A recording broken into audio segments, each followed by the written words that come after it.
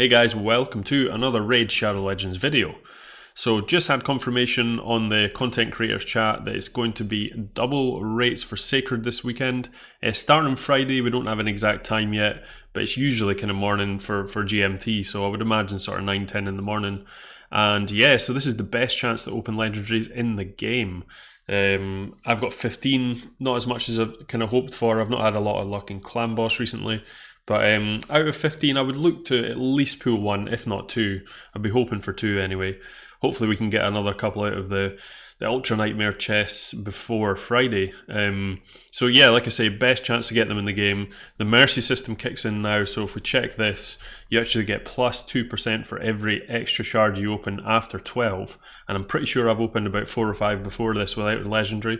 So once I get to 12, I'll already have, like, say, 4 or 5 times 2, 10%, and I've opened the last 3. I could be up to about 35% chance of actually opening a legendary.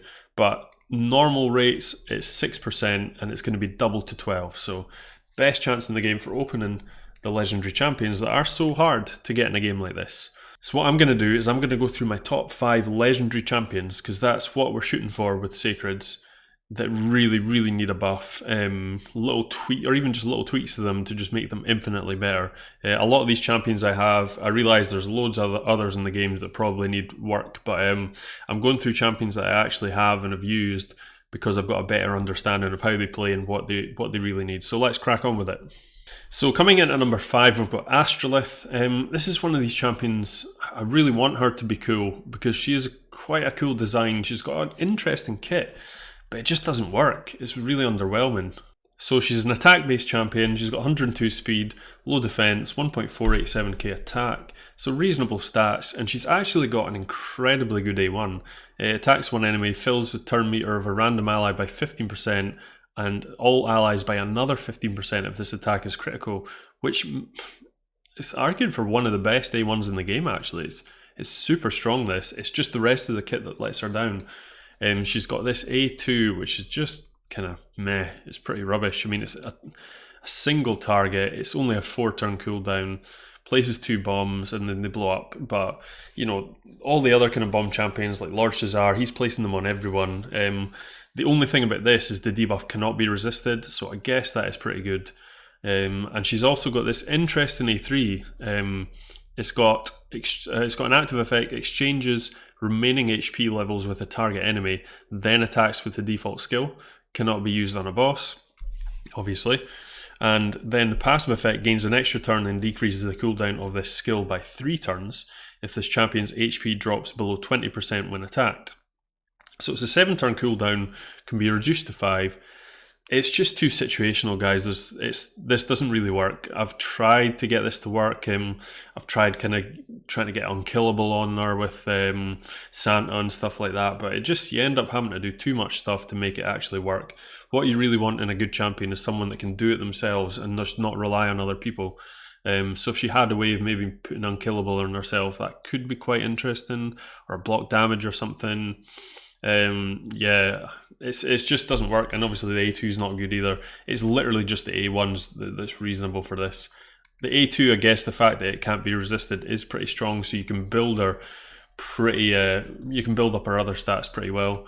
She does have a good speed aura actually for Arena. It's 2% under Arbiter, 4% under Lord Shazar, so that is quite strong.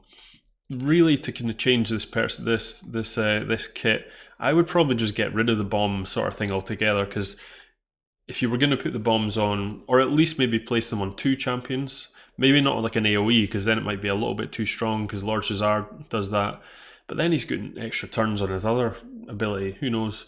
But yeah, I would at least put this on 2 enemies. If not, I would just rework the A2 altogether. Perhaps something that maybe gave her like unkillable and an extra turn, so you could go into this and use this ability, because at the end of the day, this is pretty situational, because you've got to rely, you know, on her actually being at low health in the first place. So there's a lot of things. So I wouldn't think it's too overpowered to have an A2 that maybe does some ability, maybe an attack of some sort, puts some debuffs up, and then puts an unkillable on herself, and then goes straight into this. That could make her quite interesting. Yeah, or maybe make her a little bit better for PvP, sorry, for PvE content, because at the moment you cannot use this in a boss. But if you could work something out where you could maybe, I don't know, half that amount and exchange it back to from a boss, might be quite interesting. But yeah, she definitely needs a lot of work. Like I say in this video, any sort of comments you have on what you think we should change this to, please leave below. I'd be interested to hear all your thoughts. And if I get some really, really good thoughts, I might make another video with the community ideas and see what we can come up with for these champions. So number 4, we've got Grohak the Bloodied. He's really annoying because he looks so badass. If you pull this guy and you didn't play this game, you would think, right, I broke the game, this guy's awesome. But he's just not. He's just not good. He's an attack-based champion with nearly 1.5k attack, very slow speed. His A1 attacks an enemy 2 times at random. Each has a 35% chance of placing a 30% decreased speed debuff. He's got an A2 that fills turn meter by 20% for each enemy under a decreased speed debuff. And then he's got an attacks one enemy and steals target's turn meter. He's also got, probably his best thing is he's got a speed in dungeons by 24%, but then he's not really that much use in dungeons. I mean, if this was all battles, then it would be a bit better, but the rest of his kit's just terrible, to be honest. I can see what they're trying to do, but it's too... You know, you have to do the A1 to get the decreased speed down. If you use them alongside someone like Sylar, I could see him being kind of useful in certain situations, but the worst thing about him as well is the fact he's an attack-based champion. He's not doing a lot of stuff in his kit, and his multipliers are terrible. I mean, this guy does not hit hard at all. I think that's maybe his worst thing, because if he just hit really well on one of these abilities, he'd be kind of usable, but he does not hit well at all. And he's just not doing enough stuff here. It's really lackluster for a legendary. And the fact that he's at 96 speed as well just makes him even worse. So really to push this guy up, you're wanting to definitely push his multipliers up quite a bit. Push his speed up to at least 106, if not more. And then this is an AoE, fills his champion's turn meter by 20% for each enemy under a decreased speed debuff. I would give him a way of maybe just get rid of this altogether. I mean, stealing the target's turn meter is quite cool, but I would maybe put something different on the A1 and maybe have a way of putting an AoE decreased speed debuff, or even introduce like a passive that when he gets attacked or something puts in a decreased speed debuff on the enemy. Get a way of putting it on without having to do an attack. Yeah, there's got to be some sort of way, but I think this ability could be good if it was reasonably hard hitting and it was a way to actually get the decreased speed debuff on a little bit easier. Right, number 3 is my boy Warchief. Again, he's a super cool looking champion, but he is terrible.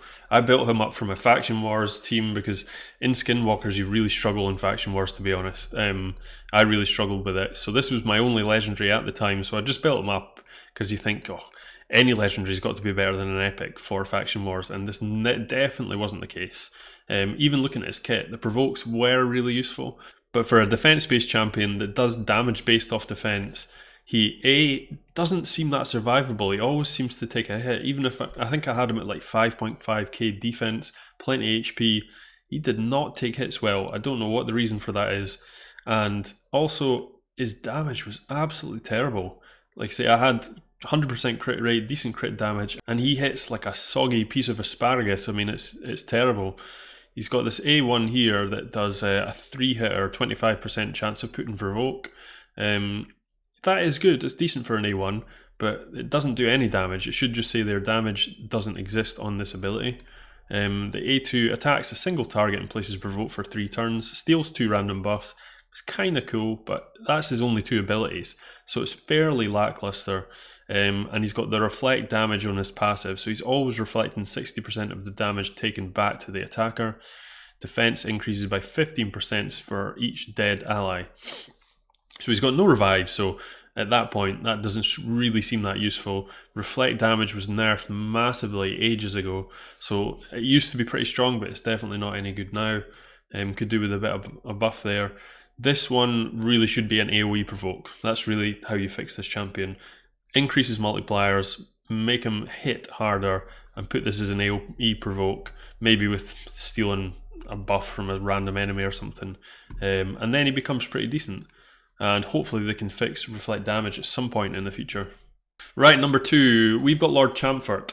So this was in no particular order. This guy's not worse or better than anyone else. Well, in fact, he's much better than the other champions I've said so far. The reason I've got this guy and the next guy, and for my last 2 spots in this video, is because A, I own them both, so I've played with them, and B, I feel these guys are got potential to be really good. They just need a few tweaks. This guy was actually buffed fairly recently, but at the moment he's got an A1 that attacks an enemy with a 45% chance of a decreased defense. He's got an A2 that's an AoE, places decreased accuracy and decreased attack, damage based on HP. And that is all his abilities, and at the start of each turn he's got a passive that places a shield equal to 20% of his max HP, and will place a 15% decreased speed debuff for 1 turn on whoever attacks this champion. So I like the passive, I actually really do like the passive. The rest of his kit is just so underwhelming. I mean, that's something you would be fairly underwhelmed on an epic, to me anyway, and he doesn't hit ridiculously hard to make up for it. He's got a decent aura for dungeons, but it's situational. Decreased defense and 45% chance isn't amazing when you've got stuff like Tyrell that's got a much better chance of doing it. Padma, she's got a better chance. These are both epics. And decreased accuracy, it's never been one of the more popular debuffs. It's not fantastic, even though it does have good uses. And decreased accuracy, decreased attack. Yeah, decreased attack's decent, but you've got people putting out decreased defense, and we can then put in strengthened buffs on as well, like Lydia. Obviously Lydia's faction wars champion, but there's plenty of other champs that are doing some crazy stuff out there. I would say even like a Mausoleum Mage, he's putting a bunch of really good stuff out, buffs and things like that. So I don't think that's very useful. To change this, there's just a lot of different ways you can go with this. I would probably just rework his kit altogether. I don't think that really excites a lot of people. Maybe if it was like a double hitter here and you had like another ability, another debuff, maybe even like decreased defense. So if you could have decreased attack, decreased defense and decreased accuracy on a double hitter, but maybe lower it to, rather than just placing it, maybe like an 80% chance or something like that. Maybe some stuns in there, I don't know, but there's definitely something missing from this champion. As you can see, he's got 22k HP, which is good, but he's slow speed again. The slow speed kills a lot of these champions, and he's got reasonable defense. I don't really know why he's got such a high attack. You could easily have his attack down at like 800 and put his defense up to like 1200, I think, because he's not really gaining anything from attack. And that is Lord Champfort. So last on this list, again, this is going to be surprising to a lot of people because this guy's actually a good champion. He was actually reworked fairly recently and he's pretty solid, to be honest. I just feel he's missing one component which would make him a real player in the game, and he's such a cool champion. He's been around for ages. He's one of the originals. He looks pretty solid, I think. Typical banner lords. But I'll go through his kit first and I'll explain. So he's got an A1 with a 75% chance of provoke. This is actually really, really good. It's really good. I should have said this about Warchief as well, actually. Is the Kuldoth, the Magma Dragon in Doom Tower. He can be provoked, and both these champions have A1 provokes. So you can constantly keep the Magma Dragon provoked and then make it a lot easier to fight him. So both these guys are pretty much top tier for that encounter if you don't have the champions to just blow it up like I do. A2, this is really, really solid now, really solid. So it can be a 2-turn cooldown, put an increased defense and 15% continuous heal buff up, which is very, very strong. It's the best increased defense buff in the game, I believe, because it's just constant every single 2 turns.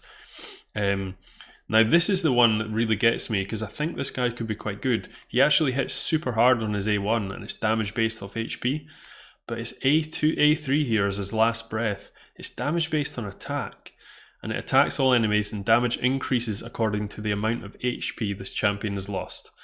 I feel if you just switch the damage based on HP there rather than attack, this guy becomes like top tier, because I think he would do a ton of damage.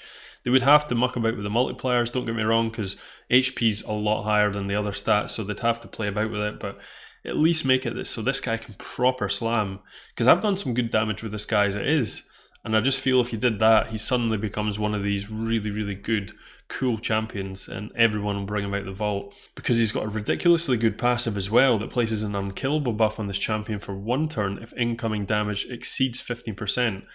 So it's kind of like a buffed up version of Skullcrown. That's why I keep thinking this should do more, because Skullcrown slams without any sort of increase. So I really want to see this guy be one of the top champions, to be honest, because he's got plenty of HP to do it. He doesn't have good attacks, so it's really hard to get this multiplier up. Speed's 100, I would just leave everything else. Realistically, all you want to do with this is replace attack with HP, and job's a good one. So, bit of a strange one. I know this guy's a good champion. There's folk like War Mother and Tila out there, but to be honest, I feel Tila and War Mother are just lost causes. They just need to scrap them and totally start their kit again. Whereas most of these champions I've put in here, they just need a few tweaks, and I think they could all be quite good. So, hopefully none of you guys pull any of these champions this weekend, unless... well, except for the Black Knight, he is pretty cool. But unless Plarium release some sort of press release to say that they are going to buff all these champions, but none of them are like really top tier or sought after legendaries right now, with the exception of the Black Knight. I would say he's pretty strong for Arena just now, and he's pretty good in other things. But yeah, that's it guys, hope you enjoyed the video. Good luck with the pulls this weekend. Like I said before, if you want me to pull your shards on stream or on the YouTube channel, please leave your name in the comments below and I'll get to you on Discord. And that's it guys, have a great day, peace.